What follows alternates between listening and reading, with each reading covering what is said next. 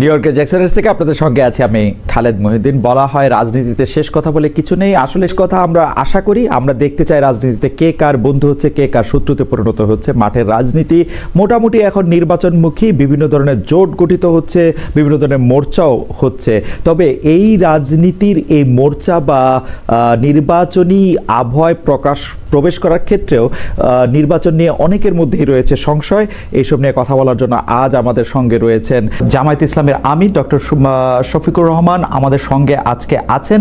তাকে আমরা স্বাগত জানাই। তিনি আমাদের সময় দিয়েছেন, তার এই চরম ব্যস্ততার মধ্যেও তিনি আমাদের সাথে যুক্ত হয়েছেন এবং অনেকগুলো বিষয়ে তিনি যুক্ত আছেন নানা রকম কারণে, তবুও আমাদের তিনি সাথে আছেন, সেজন্য তাকে আন্তরিক ধন্যবাদ ও কৃতজ্ঞতা জানিয়ে আছেন। আমাদের সাথে আরও থাক জনাব তারেক রহমান, আপনাকে আমাদের অনুষ্ঠানে স্বাগত জানাই। আপনি আমাদের শুভেচ্ছা এবং কৃতজ্ঞতা জানবেন। আমরা আপনাকে খুব ধন্যবাদ জানাই আমাদেরকে সময় দেওয়ার জন্য।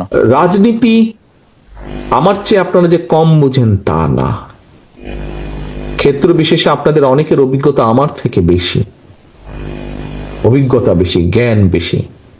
আমাদের বেশি অভিজ্ঞতা থাকুক বা কম থাকুক, এতটুকু নিশ্চয়ই আমরা সকলে বুঝেছি যে কথাটি আমি 100 বছর আগে বলেছিলাম যে নির্বাচন অত সহজ হবে না, ষড়যন্ত্র কিন্তু থেমে নেই।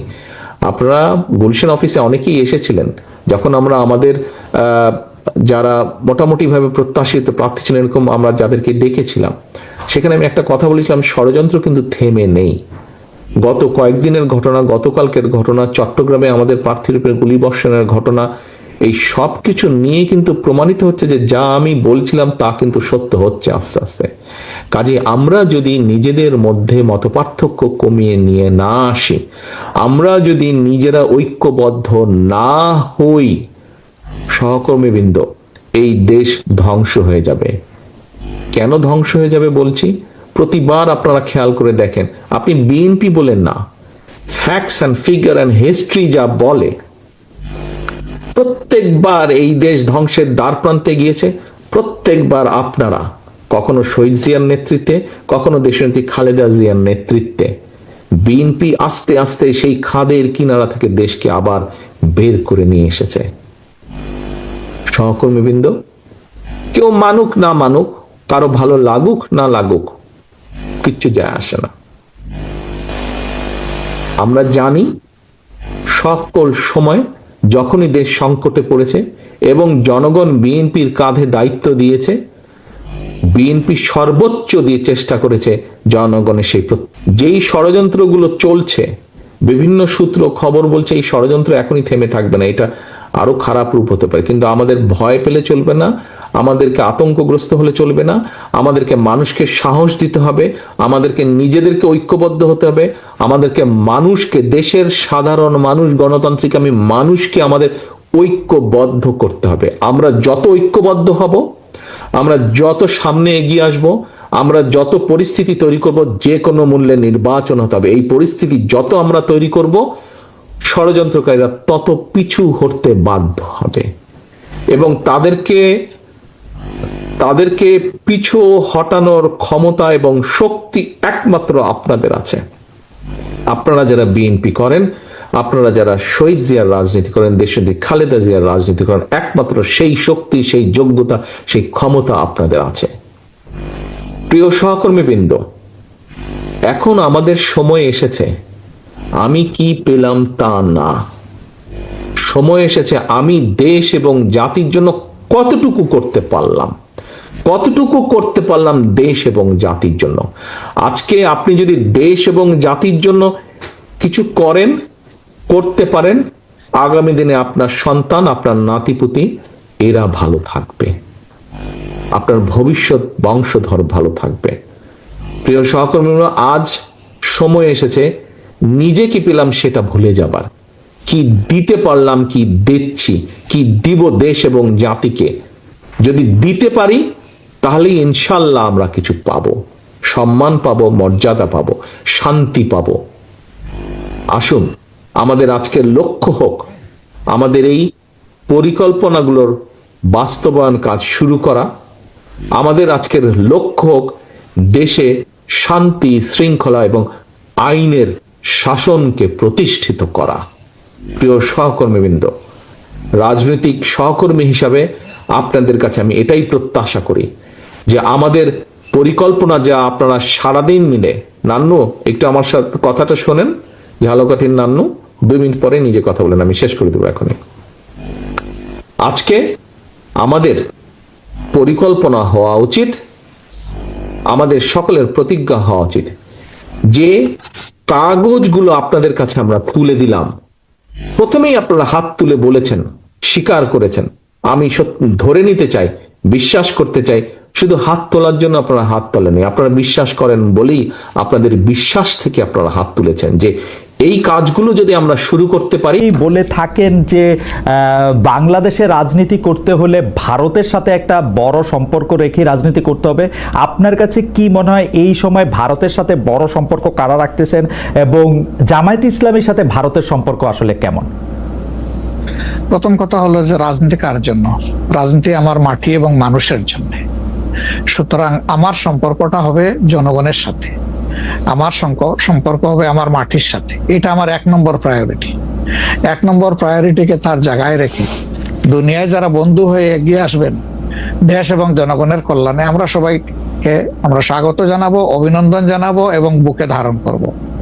কিন্তু যদি এই সম্পর্ক রাখার অর্থ এটি হয় যে কোনো রাষ্ট্রের আনুকূল্য নিয়ে অথবা রাষ্ট্রকে সন্তুষ্ট রেখে কোনো ধরনের রাজনৈতিক কর্মকাণ্ড পরিচালিত হবে, আমরা তার সম্পূর্ণ বিরোধী। ওকে, এই ক্ষেত্রে কেউ কেউ বলতেছেন যে বিএনপির সাথে ভারতের একটি সম্পর্ক দেখা যাচ্ছে, আবার কেউ কেউ উল্টোটা বলতেছেন ডক্টর মোহাম্মদ ইউনূস ভারতের সাথে সম্পাদিত শেখ হাসিনা সরকারের কোনো চুক্তি আলোর সম্মুখে আনছেন না এবং তার কোনোটিই বাতিল করছেন না, কারণ ডক্টর মোহাম্মদ ইউনূস সরকারেরও ভারতের সাথে একটি নিবিড় এবং প্রবল সম্পর্ক রয়েছে। আপনি এই দুটি কিভাবে বিবেচনা করেন যে বিএনপির সাথে কি আসলে ভারতের একটি প্যাক্ট আছে? ডক্টর মোহাম্মদ ইউনূস কি ভারতের কাছে মুখে যাই বলুন খুবই নতজানু সরকার? মানে হোয়াট ইজ আপনার বিশ্লেষণ একটু শুনতে চাই। আসলে প্রথমটা আপনি যেমনটি শুনছেন আমিও তেমন শুনতেছি, আমার কাছে এর কোনো ডকুমেন্ট নাই। আর দ্বিতীয়টা যেটা বলতেছেন ডক্টর ইউনূস সাহেবের ব্যাপারে, আমি এর কোনো আলামত দেখতে পাচ্ছি না যে উনি ভারতের কাছে নত জানু, এর কোনো আলামত আমার কাছে স্পষ্ট নয়। ভারতের সাথে রাদার আমরা ভারতকে বিভিন্ন বিষয়ে তার সাথে কনফ্লিক্টে দেখতে পাচ্ছি। ভারতের সাথে হাসিনা সরকারের সম্পাদিত চুক্তিকে তিনি সামনে আনতেছেন না, এইটা একটা অভিযোগ। আরেকটা অভিযোগ হচ্ছে ভারত একতরফাভাবে ট্রান্সশিপমেন্ট এবং স্থলবন্দর দিয়ে মাল আনা নেওয়া বাতিল করলো, এর বিপরীতে বাংলাদেশ কোনো ব্যবস্থায় নেয় নাই এখন পর্যন্ত। আসলে বাংলাদেশের নেওয়ার সেই সুযোগটাও কতটুকু আছে না আছে সেটা বিবেচনায় নিতে হবে। 2 নম্বর হচ্ছে যে ইউনূস সরকার এখন দায়িত্বে আছেন, আমি ক্ষমতায় বলবো না, এই দেশের জনগণই তাকে দায়িত্ব দিয়েছে, উনি দায়িত্বে আছেন। উনি দায়িত্বে আসার পরে এটা ঠিক যে ভারত বলেছে নির্বাচিত সরকার আসলে তারা দেশকে সহযোগিতা করবে, তা এখানে কি বার্তা দেওয়া হলো তাহলে? সুতরাং এটা কোনোভাবেই টিকে না বিষয়টা। আর এই সরকারের অনেকগুলা প্রায়োরিটি আছে। চুক্তি সম্পাদন হয়েছে 2টা মানে সরকারের মধ্যে ইতিপূর্বে। সেই সরকার নির্বাচনে তার আইনগত এবং নৈতিক বৈধতা কতটুকু ছিল সে নিয়ে হয়তো প্রশ্ন থাকতে পারে, কিন্তু 2টা সরকারের মধ্যে চুক্তি সম্পাদিত হয়েছে এবং পলিটিক্যাল গভর্নমেন্ট দুইটাই, ইন্ডিয়া পলিটিক্যাল গভর্নমেন্ট, বাংলাদেশেও পলিটিক্যাল গভর্নমেন্ট। এই ধরনের কিছু ম্যাটার আছে যেগুলো আসলে পলিটিক্যাল গভর্নমেন্টকেই রিজলভ করতে হবে। যেমন কিছুদিন আগে আপনারা মানবিক করিডোর নামে একটা বিষয়ের কথা শুনেছেন, আমরা কিন্তু A to Z বলেছি নো, এটাই সরকারের ফাংশন হওয়া উচিত। এরপরে পোর্ট হ্যান্ডলিং এর ব্যাপারেও কথা এসেছে, সেখানে আমরা বলেছি যে এইটাও এত বড় বিষয়ে সরকারের হাত দেওয়া উচিত হবে না, এই ব্যাপারে আমাদের অবস্থান স্পষ্ট। সুতরাং তারা আরো যে প্রায়োরিটি গুলো আছে, বিশেষ করে কিছু বেসিক রিফরমেশন না করলে আগামীতে একটা গুড গভর্নেন্সের জন্য একটা গুড সরকার গঠন করা সম্ভব হবে না, একটা ভালো ইলেকশন হবে না, এই বিষয়গুলোকেই এখন মূলত প্রাধান্য দেওয়া হচ্ছে। দুটি বিষয়, রাষ্ট্রের দুটি স্তম্ভ সম্পর্কে আপনাকে প্রশ্ন করব। আপনি এখন এই মুহূর্তে বা গত 10 মাস 11 মাসের ডক্টর ইউনূস সরকারের শাসনে আপনার কাছে বিচার বিভাগকে যথেষ্ট স্বাধীন এবং সকর্মক মনে হয় কিনা? আরেকটি বিষয় ফ্রিডম অফ প্রেস। আমি যথেষ্ট স্বাধীন মনে করি না। যতদিন পর্যন্ত বিচার বিভাগ সম্পূর্ণভাবে আলাদা না হবে নির্বাহী বিভাগ থেকে, ততদিন পর্যন্ত এটাকে স্বাধীন বলা যাবে না। যেমন বিচার বিভাগের একটা ডিমান্ড আমাদের আছে যে এটাকে স্বাধীন করার জন্য স্বাধীন সচিবালয় গঠন করতে হবে। সেটা এই সরকারের একটা অঙ্গীকারের মতোই ছিল, কিন্তু এখন পর্যন্ত সেটা হয়নি। আমরা এটা দেখতে চাই যে অবিলম্বে সেটা হোক। যদি স্বাধীন সচিবালয় কায়েম নাই হয় তাহলে বিচার বিভাগ স্বাধীন হবে কিভাবে? নির্বাহীর অধীনে থাকে তো বিচার বিভাগ স্বাধীন হতে পারে না।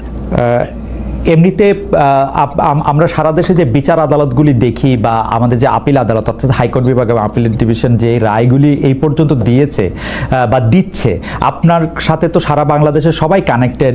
আপনার কাছে কি মনে হয় যে তারা স্বাধীনভাবে কাজ করতে পারছে, নাকি নির্বাহী বিভাগ আওয়ামী লীগ সরকারের মতোই বা পূর্ববর্তী অন্য রাজনৈতিক সরকারের মতোই প্রভাব বিস্তার করেই চলছে? ইউনূস সরকারও আসলে সুপ্রিম কোর্টের পজিশনটা আমার কাছে আমি প্রথমে আনতে চাই।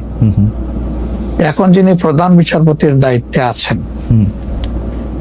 তাকে, তার পারফরমেন্সকে আমরা যতটুকু পর্যবেক্ষণ করার সুযোগ পেয়েছি, আমাদের মনে হয়েছে তিনি তার বিবেক এবং তার স্বাধীন চেতা মানসিকতার জায়গা থেকেই তিনি পারফর্ম করছেন।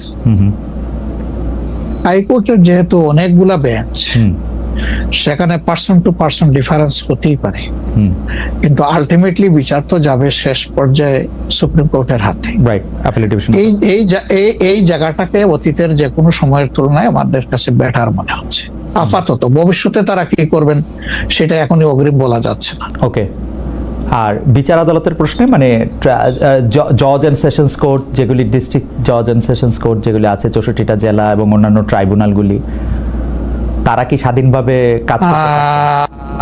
আমাদের কাছে যতটুকু ইনফরমেশন, সব জায়গায় তারা স্বাধীনভাবে কাজ করতে পারছেন না। বিভিন্ন আনডিউ প্রেসার তাদের উপরে আছে। এটা কি নির্বাহী বিভাগের উপর থেকে, নাকি এটা জামাতে ইসলামী প্রেসারটা দিচ্ছে বা বিএনপি প্রেসারটা দিচ্ছে বা এনসিপি প্রেসারটা দিচ্ছে? আমরা তো কোনো প্রেসারের পক্ষে নাই। আমরা always in favour of fair justice. আমরা আনফেয়ার কোনো জাস্টিস চাই না, আমরা চাই ফেয়ার জাস্টিস। এখন আর কারা দিচ্ছে না দিচ্ছে, আপনার টক শোতেই আপনি মেনি টাইমস বলেছেন, আমাকে উত্তর দেওয়ার দরকার নাই। আপনি যথেষ্ট জনগণের পক্ষে মতামত ব্যক্ত করার জন্য আপনি বহু সময় এই কথাগুলো রিপিট করেছেন। আমরা কিন্তু এর পক্ষে নাই এবং আমাদের বিরুদ্ধে এই ধরনের কোনো কমপ্লেইন কোথাও নেই।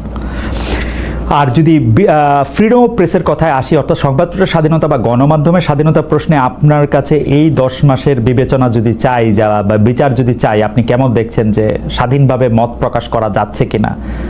মানে সংখ্যা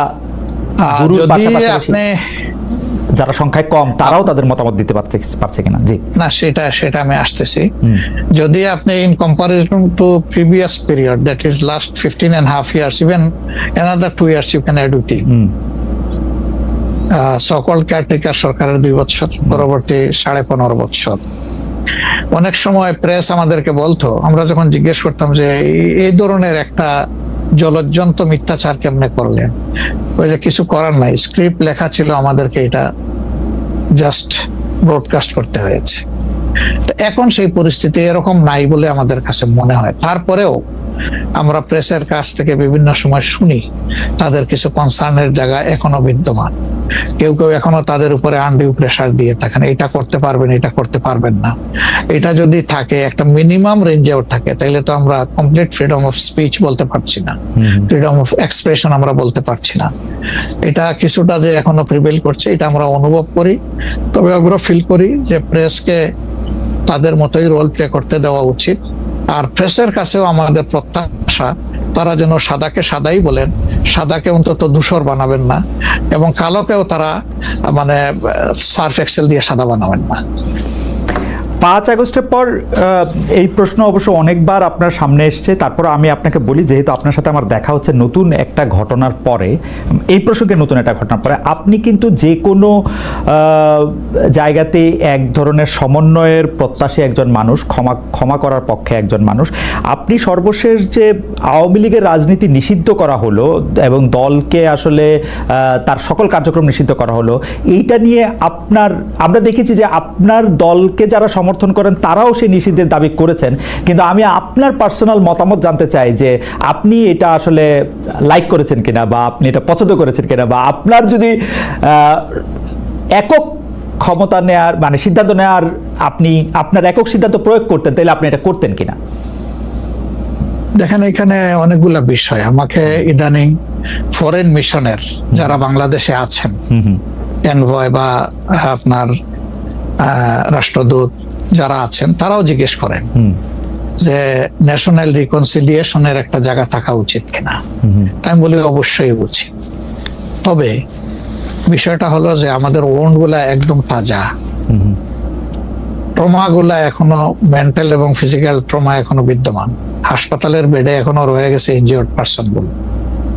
শহীদ পরিবারের অনেকেই তাদের আপনজনের লাশও এখন পায় না, লাশের সন্ধান বা কবরের সন্ধানও পায়নি। সো এটা একদম তাজা একটা বিষয়। যেমন আমরা যদি সাউথ আফ্রিকার কথা ধরি, তাহলে ডিকেডস আফটার ডিকেডস এটাকে হিলিং করতে, রিকনসিলিয়েশনে আনতে সময় লেগেছে। অর্থাৎ মিনিমাম একটা সময় দিতে হবে। আওয়ামী লীগের ক্ষেত্রে কি হয়েছে, তাদেরকে নিষিদ্ধ করা হয়নি, তাদের কার্যক্রমের উপরে মানে নিষেধারোপ করা হয়েছে, তারা ফাংশন গুলা করতে পারবে। 15.5 বছর তো তারা সুযোগ পেয়েছিলেন এই দেশে ফেয়ার ডেমোক্রেসি, তারা চাইলে কিন্তু কালচার করতে পারতেন এবং ইতিহাসে স্মরণীয় হয়ে থাকতে পারতেন। কিন্তু আসলে আপনিও তো তাদের অনেক কর্মকাণ্ডের প্রতিবাদ করেছেন অত্যন্ত জোরালো ভাবে। আগের আপনার ঠিকানা থেকে, বর্তমান ঠিকানা থেকে, সব জায়গা থেকে আপনি যেখানে যখন ছিলেন আপনি করেছেন। কেন করলেন? এই জিনিসগুলো অ্যাকসেপ্টেবল ছিল না, এই জন্যই তো করেছে। তো তারা তো 15.5 বছর মানুষকে তাদের কোনো ডেমোক্রেটিক এবং পলিটিক্যাল রাইট দেয় নাই, জাস্টিস পাওয়ার রাইটটাও তারা স্ন্যাচ করে নিয়েছিল। এই ধরনের সবগুলা রাইটই তো কার্যত তারা কেড়ে নিয়েছিল। আপনি যদি প্রেসের কথা বলেন, এখন তো অ্যাটলিস্ট যখন তখন যাকে তাকে, প্রধান উপদেষ্টাকে একটা কথা বলেছে ঢুকাই দাও, মামলা একটা দিয়ে তাকে সাথে সাথে ঢুকাই দাও, এই কাজটা এখন হচ্ছে না। আয়নাগরের ঘটনা তো এখন একটু হইতেছে। মাননীয় আমির, একজন ইউটিউবার আছেন সাব্বির, তাকে জেলে দিয়ে দেওয়া হয়েছে প্রধান উপদেষ্টাকে, কি জানি বলছে। না আমি বলতেছি সেটা, আমি বলছি যখন তখন হচ্ছে না, ঘন হচ্ছে না, 2-1টা কেস হইতেই পারে, এটা এক্সেপশন। কিন্তু আগে তো এটা ছিল প্র্যাকটিস এন্ড র্যান্ডম, এটা কিন্তু এখন হচ্ছে না। তারপরে আপনি দেখেন যে আয়নাগরের যে বিষয়টা, মানুষকে ধরে নিয়ে ঢুকাই দাও, হোয়ার অ্যাবাউট কেউ জানে না, তার ফ্যামিলি জানে না যে মানুষটা বেঁচে আছে নাকি মরেই গেছে। যদি মরে যায় তার কবর কোথায়, আদৌ জীবনে দেখবো কিনা তার কবরটা, সেটাও তো প্রশ্ন। এরকম তো ঘটনা ঘটেছে। এবং যাদেরকে আয়নাগরে নেওয়া হয়েছে তারা কিন্তু সবাই ফিরে আসেননি, তারা অনেকেই এখনো আমরা জানি না তারা কোথায় আছে, আদৌ বেঁচে আছেন কিনা। তো এগুলা তো এখন হচ্ছে না। আর বায়বীয় মামলা যেটা বলা হয় সরকারের পক্ষ থেকে, এখন সরকারের পক্ষ থেকে সেরকম মামলা নেই। এখন মামলা হচ্ছে পলিটিক্যাল যারা বিভিন্ন পার্টিজ আছেন তারা, সেই ক্ষেত্রে এক এক দলের এক একটা দৃষ্টিভঙ্গি। আমাদের দৃষ্টিভঙ্গি হচ্ছে যে for fair justice complaint of পুরো অ্যাট্রোসিটি করেছেন যারা এটার পারপিটেটর, তাদেরকে ডিরেক্ট যারা আছেন তাদেরকে বাদ দিয়ে আমরা কোনো মামলায় কাউকে আসামি করিনি। এই জন্য আমাদের মামলায় শত কোনো আসামি নেই। অন্যান্য সংস্থার বা দলের বা অথরিটির থাকতে পারে। তো এই জিনিসগুলোর কিছুটা হলেও ডেভেলপমেন্ট হয়েছে, কিন্তু আরো অনেক হওয়ার প্রয়োজন আছে এবং সুযোগ আছে। এই ক্ষেত্রে আমি শুধু একটা লাইন করে একটু বোঝার জন্য, যে মানে আওয়ামী লীগ নিষিদ্ধ করা হয় নাই, আওয়ামী লীগের কার্যক্রম নিষিদ্ধ করা হয়েছে, দুইটার মধ্যে তফাৎ কি আসলে? মানে তারা মানে কি করতে পারবে আর কি করতে পারবে না, মানে একজন আওয়ামী লীগ কি করতে পারবে এখন? মানে আমার একটা আন্ডারস্ট্যান্ডিং হচ্ছে আওয়ামী লীগ নিষিদ্ধ, তা আপনি বলতেছেন না দুইটার মধ্যে একটু তফাৎ আছে। তফাৎটা কি আসলে? দেখেন, নিষিদ্ধ তো আমাদেরও করা হয়েছিল, তাই না? এবং একবার না, আমাদের এই সংগঠনের জন্মের পরে দফায় দফায় আমাদেরকে নিষিদ্ধ করা হয়েছে। নিষিদ্ধ যখন কোনো সংগঠনকে করা হয় তখন এই সংগঠনের ব্যক্তিরাও বিভিন্ন ধরনের সমস্যায় পড়ে যান, এর সাথে রিলেটেড ব্যক্তিরা, এমনকি তাদের স্বাভাবিক জীবনযাত্রাটাও তাদের পক্ষে চালায় নেওয়া সম্ভব হয়। তারা যদি সমাজের কোনো ক্রিমিনাল ব্যক্তি নাও হয়ে থাকেন তবুও তাদের উপরে সমস্যা আরোপ হয়েছে। কিন্তু যখন কার্যক্রম নিষিদ্ধ থাকবে তখন ওই পলিটিক্যাল কার্যক্রম গুলা ছাড়া বাকি জীবনের সবই তো তারা করতে পারবে, করছে তো। আচ্ছা, তারা তো এই দেশটা সবাই তো আর চলে যাননি, সবাইকে জেলেও ঢুকানো হয়নি। এইটা একটু পরিষ্কার হয়েছে। জনাব যুদ্ধাপরাধের মামলায় জামাত নেতা এটিএম আজহারুল ইসলাম খালাস পাওয়ার পর আপনি একটি সংবাদ সম্মেলনে বলেছেন, জামায়াতে ইসলামী বা তার কোনো নেতাকর্মীর মাধ্যমে কেউ ক্ষতিগ্রস্ত হয়ে থাকলে তার কাছে নিঃশর্ত ক্ষমা চাই। এই ক্ষমা প্রার্থনায় কি ৭১ মুক্তিযুদ্ধের সময়টাও আছে কিনা সেটা সেদিন আপনি স্পষ্ট করেননি, আজকে এটা স্পষ্ট করবেন? মানে আপনি, অনেকেই প্রশ্ন করছেন যে জামায়াতের মাননীয় আমির ক্ষমা কিসের জন্য চাইলেন, মানে ৪৭-এর পর থেকে শুরু করে আজকে পর্যন্ত, শুধু ৭১ না, ৪৭-এর পর থেকে শুরু করে আজকে পর্যন্ত আমাদের দ্বারা যত মানুষ যত জায়গায় কষ্ট পেয়েছে, কেউ যদি ক্ষতিগ্রস্ত হয়ে থাকে, সেই মানুষগুলো তাদের সকলের কাছে আমি বিনা শর্তে ক্ষমা চেয়েছি। কেন ক্ষমা চেয়েছি? আমরা মানুষ, ইন্ডিভিজুয়াল মানুষ যেমন ভুল করতে পারে, মানুষের সমষ্টি একটা দলেরও বিভিন্ন ভুল সিদ্ধান্ত থাকতে পারে। কোনটা ভুল কোনটা সঠিক ইতিহাস এটা নির্ধারণ করবে। আজকে যেটাকে ভুল বলা হচ্ছে, কালকে এটাই হয়তো সবচেয়ে বড় সঠিক হিসাবে প্রমাণিত হবে। আর ইতিহাসের পালাবদলে রাজনীতিতে সবাই জিতে না, কেউ জিতে কেউ হারে। আমরা আদর্শবাদী একটা দল, আমরা বিশ্বাস করি আমরা মানুষ, ভুলের ঊর্ধ্বে নই। আমাদের দ্বারা, আমাদের সহকর্মীদের দ্বারা মানুষ বিভিন্ন ক্ষেত্রে কষ্ট পেতে পারে, ক্ষতিগ্রস্ত হতে পারে। আমি সব কিছুর জন্য কোনো শর্ত আরোপ না করেই মাপ চেয়েছি। ওকে, মানে ৪৭ এবং থেকে মাপ চাওয়ার মধ্যে কোনো পরাজয় নাই, লজ্জা অবশ্যই নাই। ৪৭ থেকে আজ পর্যন্ত যে কোনো কিছুর জন্য মানুষ আপনাদের কাছ থেকে যদি কোনো ধরনের আঘাত পেয়ে থাকে, তার জন্য আপনি দুঃখ প্রকাশ করেছেন বা ক্ষমা চেয়েছেন। এর ভিতরে সব ঢুকে গেছে, কোনো কিছু বাদ নাই। ওকে, এভরিথিং ইনক্লুডেড। আচ্ছা, এবং এটা আনকন্ডিশনাল, মানে অ্যাপোলজি দিয়ে আনকন্ডিশনাল পার্ডন সিক করেছে। এইটা কি ডক্টর শফিকুর রহমান, আমি আসলে যেহেতু আপনার সঙ্গে আমার মানে নানা সময় কথা বলার সৌভাগ্য হয়েছে, মানে পর্দার বাইরে পর্দার ভিতরে, সেটা আমি জানি বলেই আমি আমার প্রশ্নটা করছি যে আপনি যে ৭১টাকে এই ৪৭ থেকে আজ পর্যন্ত একসাথে বললেন, এর কি কোনো বিশেষ কারণ আছে নাকি? মানে না, কোনো বিশেষ কারণ নাই। আমার মানবিক মূল্যবোধের জায়গা এবং আমার দায়িত্বের জায়গা থেকে আমি বলেছি, অনুভূতির জায়গা থেকে, দায়িত্ব এবং অনুভূতির জায়গা, বিশেষ কোনো কারণ। আচ্ছা, আমি আবার ২-৩ দিনের ঘটনা একটু আসি। আমরা দুইটা ঘটনা আমরা দেখেছি যে আমাদের অনেককে ব্যথিত করেছে। একটা হচ্ছে লালমনিরহাটে একজন যিনি নরসুন্দর, তিনি এবং তার ছেলেকে খুব আয়োজন করে মারধর করা হচ্ছে এবং তাদেরকে টেনে নিয়ে পুলিশের কাছে নিয়ে যাওয়া হয়েছে। এবং আরেকজন যিনি ২০১৮ সালের ডিসেম্বরের রাতের ভোট বলে খ্যাত নির্বাচনের যে প্রধান নির্বাচন কমিশনার, তাকে আসলে খুবই অপমানজনকভাবে মানে থানায় নিয়ে যাওয়া হয়েছে এবং সেটা আবার ভিডিও করা হয়েছে। মানে আমি সাধারণভাবে যেটা বুঝি, আপনি আমাকে শাস্তি দিতে পারেন, আপনি আমাকে মৃত্যু দিতে পারেন, কিন্তু মানুষ হিসাবে আরেকটা মানুষকে অসম্মান করার অধিকার যে আমাদের নাই, এইটা কি মানে মানে নাকি এইটা আমাদের আছে কারণ তারা একটা খারাপ কাজ করেছিল, এরকম কি? মানে আমি জানি না, মানে অনেকে তার আরেকজন, জি আপনি বলেন, আরেকজন খারাপ কাজ করেছেন বলে আমিও করব, এটা কোনো যুক্তি? আমি আরেকজনের খারাপে কষ্ট পেলাম, ক্ষতিগ্রস্ত হলাম, এখন আমি সেম অথবা ওয়ার্স দেন দিস আরো খারাপ কিছু করলাম তার সাথে, সেটা কি কোনো মানবিক আচরণ বলে গণ্য হবে? নিশ্চয়ই না। তবে দেখেন, আমরা এটাকে কখনো সমর্থন করি না, কিন্তু পরিবেশ, প্রেক্ষাপট, স্থান, কাল, পাত্র, মানুষ কোনো জিনিসকে যখন লাইক করে না, তখন প্রকাশ্যে হয় তার প্রতিবাদ করে, না হয় মনে মনে ঘৃণা করে, অথবা সে শক্তি থাকলে প্রতিরোধ করে।